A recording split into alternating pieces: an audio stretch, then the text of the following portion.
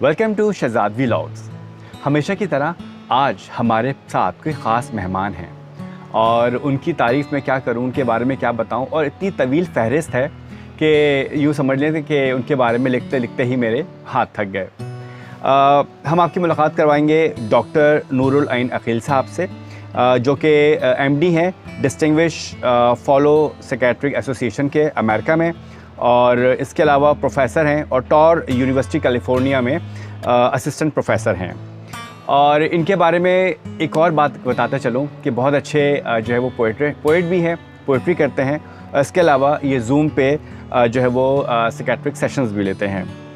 मेरे लिए बहुत ज़्यादा ऑनर की बात है कि उन्होंने टाइम निकाला और उनसे मिलते हैं और मज़ीद जानते हैं।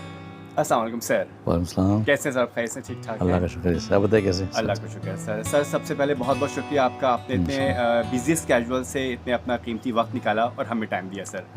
प्लेजर इंशाल्लाह। और सर हम आपको पाकिस्तान में वेलकम कहते हैं। शुक्रिया। सर बताइए सबसे पहले आप अपने बारे में कि ये सफ़र आपने किस तरह शुरू किया और आज आप यहाँ तक पहुँचे। मैंने ग्रेजुएशन किया सिंध मेडिकल कॉलेज से। उसके बाद मैं कुछ अर्सा बहस शहीद में रहा एज एमरजेंसी फिजिशियन जी। फिर मैं अमेरिका चला गया, वहाँ मैंने रेसिडेंसी की जनरल सेक्रेटरी में न्यूयॉर्क मेडिकल कॉलेज से। फिर मैंने फेलोशिप की ब्राउन मेडिकल स्कूल से, जहाँ वो प्रोविडेंस रोड आइलैंड में जेरियाट्रिक सेक्रेटरी में, जो सेक्रेटरी है बुज़ुर्गों की या सीनियर सिटीजन्स की। फिर मैं प्रैक्टिस करता हूँ सब कैलिफोर्निया में। I'm board certified in psychiatry, addiction medicine and geriatric psychiatry। Right sir. अच्छा सर ये बताइए कि नफ्सियाती सेहत क्या चीज़ है? देखिए, जिस तरह जिस्मानी सेहत अहम है, मैं समझता हूँ उससे ज़्यादा नफ्सियाती सेहत बड़ी अहम है, क्योंकि नफ्सियाती सेहत का दारोमदार बहुत सी चीज़ों पर है, और नफ्सियाती सेहत की वजह से बहुत सी चीज़ें बेहतर रहती हैं और अपनी बेहतरीन कारकर्दगी पर रहती हैं। क्योंकि किसी को अगर कोई फ़िज़िकल एलिमेंट है, कोई तिब्बी मसला है, तो वो उसके साथ तो जी सकते हैं, कोई खुदा हस्ता कोई उनको प्रॉब्लम है। लेकिन अगर किसी को नफ्सियाती मसला है तो फिर ज़रूरी है कि उसका इलाज किया जाए और नफ्सियाती सेहत की हिफाजत की जाए ताकि वो मेंटेन रहे। बहुत ज़रूरी है जी। तो सर अगर आप देखें तो पाकिस्तान में और अमेरिका में डिफरेंस देखें केसेस का या केस बेस, किस तरह आप इसको डिफरेंस करते हैं? देखिए, एक ज़माने में पाकिस्तान में हम कहते थे कि नफ्सियाती मसाइल का हमें, चूँकि हमारे ख़ानदान वाले, हमारे भाई बहन चचा ताया मौजूद होते हैं, काउंसलिंग करते हैं, हेल्प करते हैं, अभी भी हैं, लेकिन ग़ालिबन कुछ रुझान फैमिली सिस्टम का कुछ कम हो गया है पिछले 20-25 सालों में। तो एक ज़माने में तो ये था कि हम कहते थे कि हमें ज़रूरत ही नहीं है थेरेपिस्ट की या कम्युनिटी के लिए या जो सीनियर सिटीजन हैं उनकी कम्युनिटी के लिए जगह ज़रूरत नहीं है। लेकिन अब ऐसा नहीं है, बहुत फ़र्क पड़ता है अगर प्रोफेशनल हेल्प भी मिले, साइकियाट्री के साथ साथ साइकोलॉजी की भी, मेडिसिन भी दी जाए, जो साइकियाट्रिस्ट का काम है, और साइकोलॉजिस्ट का काम है वो ट्रीटमेंट करना अपनी गुफ्तगू से, अपने और जो उनके टेक्निक्स हैं, तो बड़ा फ़र्क पड़ता है अगर दोनों कंबाइन की जाए तो सर अगर देखा जाए तो एंजाइटी और डिप्रेशन में क्या फ़र्क है दोनों में? देखिए, फ़र्क तो बहुत है, और बहुत दफ़ा दोनों अलामात या अमराज इकट्ठे भी हो सकते हैं, बल्कि होते हैं। मिसाल के तौर पर जिन लोगों को डिप्रेशन है, तकरीबन 60% लोगों को एंजाइटी भी होती है, और जिनको एंजाइटी रहती है उनको तकरीबन 40 से 50% लोगों को डिप्रेशन भी होता है।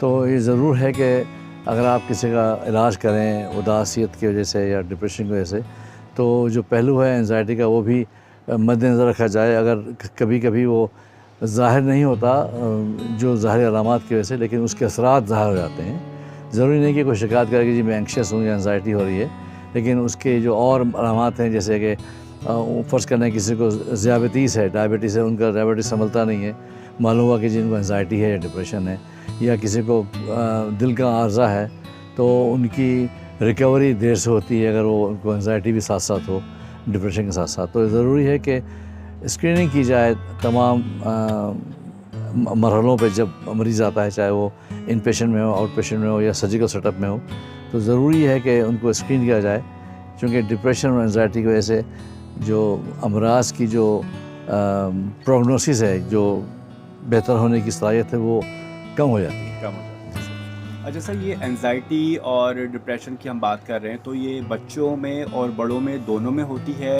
या इसका रेशो क्या होता है, इसके कॉन्सिक्वेंसेस क्या होते हैं? देखिए, एंजाइटी बच्चों में भी होती है, बड़ों में भी होती है और बुज़ुर्गों में भी होती है। बच्चों में एंजाइटी होती है, वो मैनिफेस्ट जो करती है, ज़ाहिर करती है, डिफरेंट अलामात हैं उसके। बच्चे कभी स्कूल से कतराते हैं, कभी बहाना करते हैं कि मेरे पेट में दर्द है, स्कूल नहीं जाना चाहते।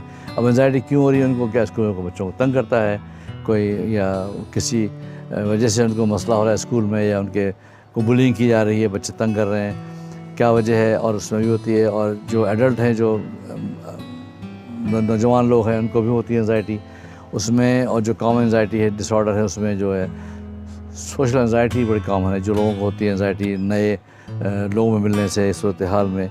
और बुज़ुर्गों में जो है वो एक एंजाइटी, इसको हम कहते हैं जनरलाइज एंजाइटी डिसऑर्डर, जो कि एक ऐसी एंजाइटी है जो एक बहुत सी चीज़ों को से देख कर होती है। ज़रूरी नहीं कि वो बुज़ुर्ग कहें कि एंशियस हूँ मैं, लेकिन ज़ाहिर होता है उनके अलामात से। कभी उनको मुख्तलिफ़ किस्म के दर्द होते हैं और ऐसी अलामात होती हैं जो लेकिन ज़ाहिर नहीं हो सकती किसी और रीज़न से कोई, लेकिन उनको अलामात रहती हैं जो बरकरार रहती हैं।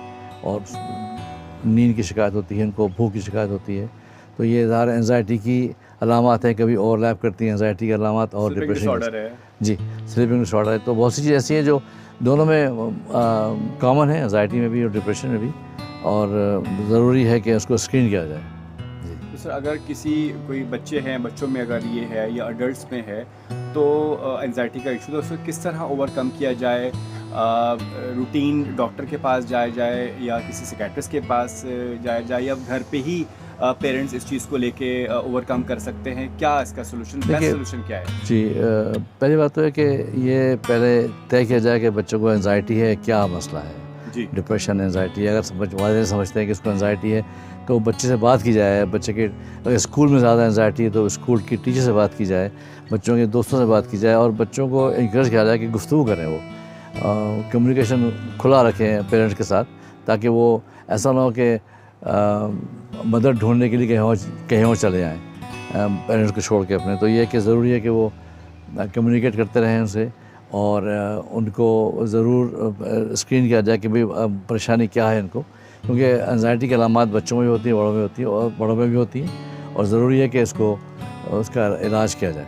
तो सर, अभी फ़ी ज़माना जो देखा जा रहा है, बच्चों में भी क्योंकि एंजाइटी होती है, तो वो प्रॉब्लम लेके अपने पेरेंट्स के पास आते हैं, तो वो अपने और चीज़ों में इतना बिज़ी होते हैं कि वो उन बच्चों को टाइम नहीं दे पाते या उसको सोल्यूशन नहीं दे पाते। तो होता ये है कि बच्चे बहुत ज़्यादा जो है वो एक नेगेटिव चीज़ पैदा होती है, तो वो फिर और नेगेटिव जगह नहीं जा पाएंगे। देखिए, ये बात अच्छी कही आपने। ज़रूरी है कि बच्चों को वक्त दिया जाए। मैं मिसाल देता हूँ आपको, जैसे कि फ़र्ज़ कर लें आप बच्चे का होमवर्क करवा रहे हैं, बच्चा 5 साल का बच्चा है, 8 साल का बच्चा है या बच्ची है, होमवर्क करवा रहे हैं आप, आपके दोस्त का फ़ोन आता है, तो बजाय कि आप फ़ोन लेके चले जाएँ साइड में, उस दोस्त से कहें, देखो मैं इस वक्त अपने बच्चे को होमवर्क करवा रहा हूँ, आपसे बात करता हूँ आधे घंटे के बाद, या आप मुझे फ़ोन कीजिए घंटे के बाद। तो आप ये मैसेज देंगे बच्चे को कि ये अहम काम है जो करवा रहे हैं बच्चे को, ये नहीं कि आप फ़ोन आया उठा के चले गए साइड में आप। तो बच्चा बोलता है कि भाई मेरे टाइम का क्या हुआ। तो आप बच्चों को ये मैसेज दीजिए, बावर कराइए कि भाई अहम काम है, मेरे दोस्त ने फ़ोन किया है, खुदा नास्ता इमरजेंसी तो अलग बात है। आप कहें भाई दोस्त से कि भाई मैं बच्चे को होमवर्क हेल्प कर रहा हूँ या कोई प्रोजेक्ट कर रहा हूँ स्कूल का, आपसे मैं 1 घंटे बाद बात करता हूँ। यानी कि सर, आपने बड़ी अच्छी एग्जांपल दी कि अगर ये मैसेज भी बच्चे को मिल गया, को मिल गया कि वो बच्चा और उसकी पढ़ाई, वो टाइम ज़्यादा इंपॉर्टेंट है, और अगर दोस्त का फ़ोन आ गया, हम उसे डिले करके बाद में बात कर सकते हैं। जी, तो बच्चे को एक मैसेज मिलेगा कि जी ये जो मुझे अब्बा टाइम दे रहे हैं, ये मैं बैठा हूँ, ये एक अहम है, अब्बा के लिए भी अहम है और मेरे लिए भी अहम है। जी। अच्छा सर, ऐसे पेशेंट्स जो कि एंजाइटी के पेशेंट्स हैं, उनको मैसेज देना चाहेंगे? देखिए, बहुत सी चीज़ें कर सकते हैं लोग अपने एंजाइटी को कम करने के लिए। एक तो एक्सरसाइज करें, पैदल चलें, बड़ा फ़ायदे हैं पैदल चलने के, हम लोग को अंदाज़ा नहीं कितने फ़वायद हैं पैदल चलने के। तेज़ चलें, ठंडी हवा में सांस लें, बाहर जाएं, लोगों से बात करें, अपने अज़ीज़ों से बात करें, और कोशिश करें कि जो हमारे तरीक़े हैं, रूहानियत है, नमाज़ पढ़ें, और एक बहुत फ़ायदे हैं चीज़ों के, और लोगों से कनेक्शन में रहें, मिलते रहें लोगों से, ख़ास तौर पे वो लोगों से जो आपके अज़ीज़ हैं, जो आपसे नेगेटिविटी को नहीं लेंगे। आप ऐसे लोग जो ज़्यादा मसाइल पैदा कर सकते हैं, ऐसे लोगों से इज्तनाब करें और लोगों से मिलें जो आपके खैर ख्वाह हैं। सर, जो नए स्टूडेंट्स आना चाहते हैं इस फील्ड में, वो चाहते हैं कि एज आ प्रोफेशन इस चीज़ को लें और इस चीज़ की स्टडीज़ करें, आगे आएँ, तो उनके लिए कुछ मैसेज देना चाहेंगे? जी, बहुत ज़रूरी है, क्योंकि एक ज़माने में साइकियाट्री की तालीम इतनी ज़्यादा नहीं होती थी मेडिकल स्कूल्स में। अब पिछले 20 सालों में ट्रेंड बदल गया है काफ़ी। यहाँ पर भी और बैरून ममालिक में भी साइकियाट्री की इतनी तालीमात नहीं होती थी पहले, क्योंकि मसाइल बहुत बढ़ गए हैं, रिकगनाइज़ हो रहे हैं। तो मैं समझता हूँ कि बड़ी शदीद ज़रूरत है मैं ऐसे प्रोफेशनल्स की जो नफ्सियाती मसाइल की जांच पड़ताल कर सकें, उनको ट्रीटमेंट प्रोवाइड कर सकें। और बड़ी अच्छी फील्ड है ये, ज़रूर इसमें लोग जाएँ और खिदमत खल्क़ की बड़ा अच्छा ऑप्शन है इसमें। और ऐसा नहीं कि खुदा हंसता कि कोई अगर आप साइकियाट्रिस्ट हैं तो कोई शख्स कोई पत्थर मारे इलाज करेंगे आप। बहुत से मसाइल हैं, नींद की कमी है, घबराहट है, OCD है और बहुत से मसाइल हैं जिसका इलाज करते हैं, साइकियाट्रिस्ट भी करते हैं, साइकोलॉजिस्ट भी करते हैं।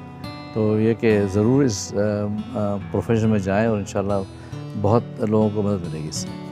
अरे सर, ज़ूम पे भी आप जो है वो ट्रेनिंग सेशन करते हैं जी। इस हवाले से, तो हमारे देखने और सुनने वालों को बताइए।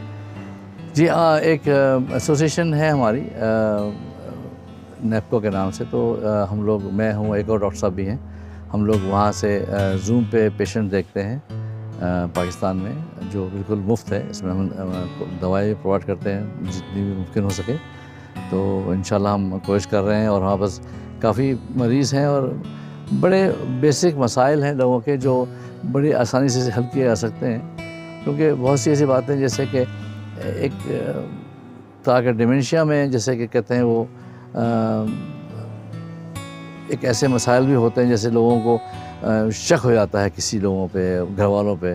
तो ऐसे मसाइल की वजह से बड़े घर में मसले मसाइल होते हैं। जी, हालांकि वो ऐसी बात होती नहीं है। अगर बाबा जी जो है 82 साल के हैं तो शक करते हैं कि जी मेरा सामान चोरी कर लिया, घर वालों ने बेच दिया।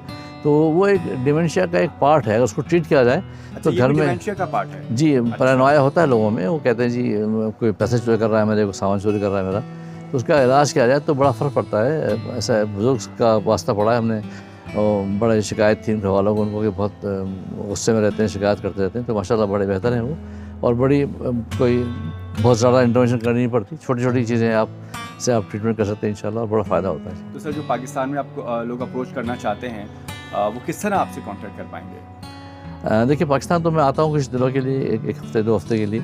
अभी कॉन्फ्रेंस में आया था मैं, इंशाल्लाह आता रहता हूँ मैं। फिर है कि शकील साहब से आप बात कर सकते हैं, शकील अहमद खान से कॉन्टैक्ट में रहता हूँ मैं। तो वो मेरे मुस्लिम भी, मेरे भाई भी हैं, तो वो मुझे बताते हैं। और मैं यहाँ पर जब भी मैं आता हूँ तो कुछ मरीज़ रखते हैं अपने पास, बुलाते हैं लोगों को, प्रोवाइड करते हैं उनको सेशन जो भी पॉसिबल होता है उनसे। जी सर, सिम इंस्टीट्यूट के हवाले से क्या कहना चाहिए, और कोई मैसेज जो लोग खासतौर पे सिम इंस्टीट्यूट से और डॉक्टर शकील से वाबस्ता हैं, उस हवाले से क्या कहेंगे? देखिए, सिम इंस्टीट्यूट माशाल्लाह बहुत अच्छा काम कर रहा है। ऐसे इन्होंने चीज़ों को रोशनास कराया आम लोगों में, जो हम लोग पहचान नहीं सकते, ऐसा रिकगनाइज कर पाते। जैसे इन्होंने पिछले दफ़ा जब मैं आया था तो उन्होंने एक प्रेस क्लब में एक मूवमेंट चलाई थी। उन्होंने स्क्रीन किया था लोगों को जो लोग ऊंचा सुनते हैं, तो स्क्रीनिंग पास किया था फ्री कॉस्ट। उन्होंने बहुत से लोगों को डिस्कवर किया कि इनको ज़रूरत आला लगाने की। तो ऐसी चीज़ें करते रहते हैं लोग, और ये काफ़ी चीज़ें सिखाते हैं इनको। इनका काम काफ़ी है, स्मॉल डिसऑर्डर्स का काम है, जो लोगों को जो लोगों को और मसाइल हैं, तकरीर करना या सीखना, या कैसे लोगों से मिलना है, इंटरव्यू कैसे देते हैं, बहुत सी जगहों पे स्पीच की तरह बहुत सारी इन्होंने लोगों को हेल्प की है इंशाल्लाह, और बड़ा अच्छा काम कर रहे हैं माशाल्लाह। ये माशाल्लाह बड़ी चीज़। अच्छा सर, इस यूट्यूब चैनल के हवाले से, शहजाद व्लॉग्स के हवाले से कुछ कहना चाहेंगे? शाह साहब माशाल्लाह बड़ा अच्छा काम कर रहे हैं आप। मैंने बड़े आपके व्लॉग देखे हैं, बड़े इन्फॉर्मेटिव माशाल्लाह, बड़े पैशन है आप में लोगों को हेल्प करने का, और बड़ी अच्छी बात है। और इंशाल्लाह आपको और तरक्की मिले, अल्लाह में आपको तरक्की दे आपको इंशाल्लाह, और कीप इन टच ज़रूर इंशाल्लाह। बहुत शुक्रिया sir, thank you so much, आपने टाइम निकाला और अपने कीमती वक्त में से हमें टाइम दिया। ज़रूर ऐसे अल्लाह हाफ़िज़। तो जनाब, आपकी मुलाकात फिर किसी वीडियो में किसी नए मेहमान के साथ करवाएंगे। जब तक के लिए अल्लाह हाफ़िज़।